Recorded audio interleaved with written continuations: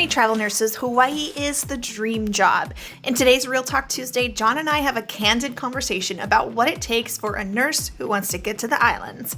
We didn't realize at the time, but our mics were not filtering the wind, so we do apologize for the sound quality. Don't worry, we will have a step-by-step breakdown, including our costs in future videos. So when we started this process 6 months ago, it started off just simply as kind of a dream. We had done Alaska, which was a really big deal. Check it out up here if you haven't seen it before. But that was another big, exciting trip. And so we said, well, how are we going to top that? And we had been in the house in Phoenix for a year because of a bunch of different circumstances. So we wanted to get away, get back to this traveling, and really kick it off with a big start. Yes. Yeah, we've been dreaming of Hawaii for years. We've tried to get here before. Yeah. So we decided the best way for us to do it, not for everybody else, but for us, was to just go with or without a job. But that's kind of our mantra, and it will likely be the entire mantra for this whole trip, which is we'll figure it out. So we booked our plane tickets back in June or July. We started the process with Cinder around the same time, and we booked a 1 week stay in Honolulu because we knew that we would have to land there. Mainly because of Cinder. Yeah. And we were not sure where we were going to go from there, so we didn't book anything else at that point. Yeah. And then we just trusted that we were going to find something, or we were going to have an epic vacation, and very costly. One way or the other, we were coming here. Yes. Yeah. So as we got closer, starting in December, we really started to look for a job for John. And finding a travel nurse contract in Hawaii is interesting because there's a high demand and low supply of jobs here. And they also know that everyone wants to come here. So the contracts don't pay very much, which can deter people for sure. Luckily for us, both of us have a job right now, and that is what's making this entire experience possible. Very true. We're not only living off of John's income right now. Let's talk about the applying for Hawaii. Okay. And the travel nursing side of things. So sticking with the travel nursing side of things, Hawaii is not a super long turnaround. It's not like California. You get online, you put in your application. They are obviously not part of the compact, so you do have to apply for a single state license in Hawaii. I'd say what? It was like 10 days. 10 to it was 14 pretty days. fast. It was a quick turnaround. I had the license ready to go long before we secured the contract. On the recruiter side, there are some facilities that will accept a submittal without your license, but you're going to get first priority if you're already ready to go. One other thing that's kind of interesting, and we're going to learn more about this as I start with my employee occupational health stuff tomorrow, is they do a whole nother fingerprint background check, all sorts of little extra things for this specific facility. So it's just like everything else.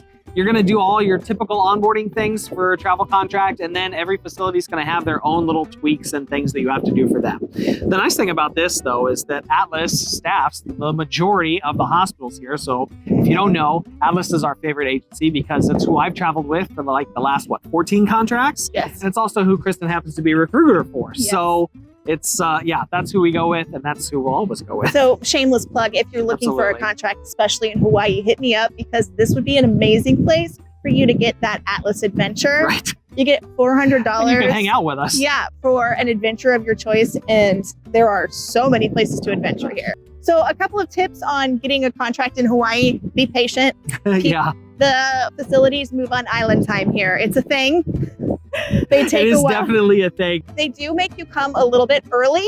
So John has to check in the Friday before he starts. Yep. And you have some extra compliance things to do while you're there. Correct. And I think they just want to make sure you're actually on the island and ready to start. That's right. So it's not an orientation day. It's like an extra check-in. Right. I would say to anyone that's looking into it is to apply to as many places as you can. You can't really be too picky or too specific here. I'm just going to say, with no shame, that I have a pretty fantastic resume. I've got a lot of experience in critical care. I've got a lot of extra certifications. It's pretty strong, and still, it took quite, we have six submissions. 6 submissions. So it's across ER or across ICU and ER. And ER, Yeah, right. so that's another thing. If you can be flexible on your units, that will help also. Yep. Because just the pool of jobs is a little bit slim here.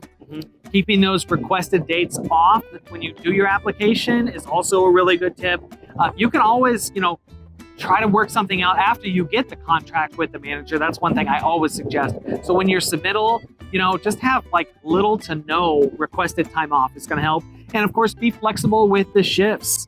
Variable is kind of the name of the game here. There are a couple of times where you're going to see posted days or nights, but a lot of them were variable contracts, at least in the ICU critical care world. You'll also be flexible on pay because, like we said before, you're coming for the experience. So make sure that you have the means probably beyond what you're going to make here. Yeah. This is not about making money. This is about exploring the islands and adventuring. Yeah. In fact, I would encourage you maybe to have some savings and stuff built up because just getting to Hawaii has been expensive. So people warned us that finding housing was going to be really difficult and that would be the hardest part.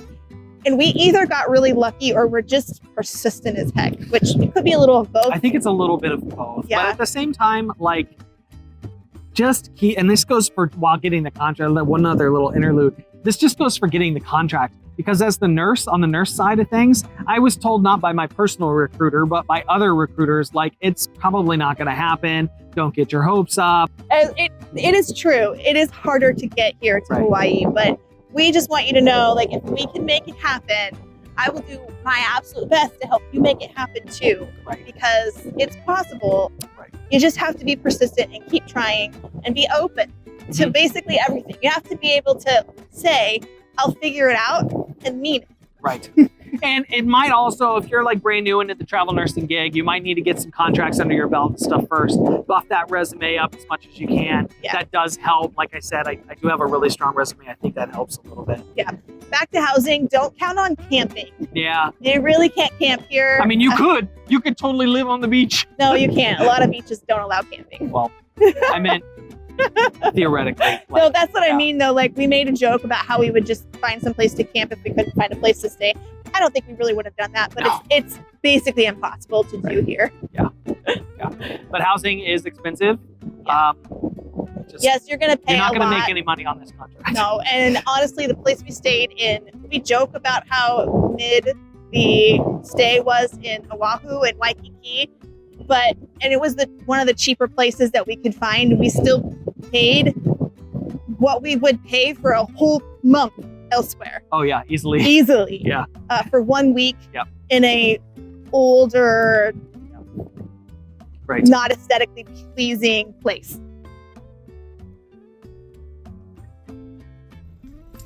Well, that concludes another decent, fun night at Hilo Medical Center here in Hilo, Hawaii on the Big Island. As you can see, it's rainy and it is morning. I've been working night shift, which is something I'm trying to get used to. This has been a fun contract so far. There are definitely some nuances and differences to working here that I haven't faced like working elsewhere. Now, you guys know most travel contracts are like other travel contracts. You already know how to be a nurse for the most part. I just need to know like where all the stuff is and how to go about doing that. But here's some of the unique things about this contract that are maybe different from some of the others. Number one, how you address people here is a little different. For example, everyone wants to be called either uncle or auntie. And that only goes if they're about 8 to 10 years older than you. You can't ever call anybody younger than you, or, you can't call anybody younger than you that, or you're same age, or they look at you funny. But it's interesting because if you call them sir or ma'am, which is what I'm usually used to doing, they just kind of look at me strangely and go, where are you from? So it's a little bit fun in that regard.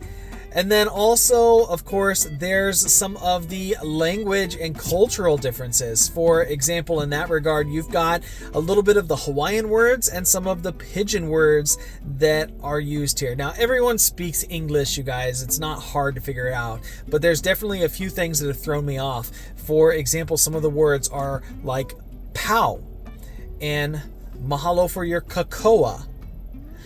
Shishi. Let's see. It's huli. It's time to huli. You've got grind. I want to grind. Okole. We gotta clean the okole. Uncle, it's time to clean up your okole.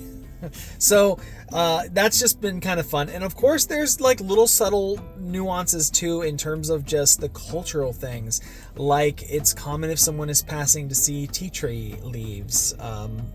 like tea leaves above the doors and stuff like that.